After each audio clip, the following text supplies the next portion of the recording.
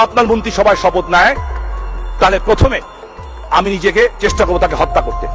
আপনার প্রথম, আমি যাদের বিরুদ্ধে, বাংলাদেশে যাদের বিরুদ্ধে কথা বলছি, আমার কি করবে, হয় দুনিয়া থেকে সরাবে, আর নাইলে কোনো না কোনো ষড়যন্ত্র করে আমাকে বদনাম করার চেষ্টা করবে।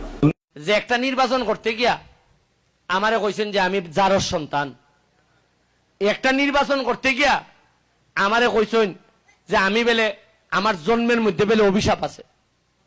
আমি একটা নির্বাচন করতে গিয়া তাও এমন সব লোকজন কইছেন আমার প্রার্থী, আমার বিরুদ্ধের প্রার্থী যিনি আমার মুরব্বী, যিনি আমার সিনিয়র, তাই না আমারে কইছেন আমার মতো ব্যারিস্টার বেলে ফাওয়াত তোলে পরে বেলে, তাই না আমারে কইছেন যে আমার জন্মের মধ্যে অভিশাপ আছে, আমার মা বাপ তুল্লা।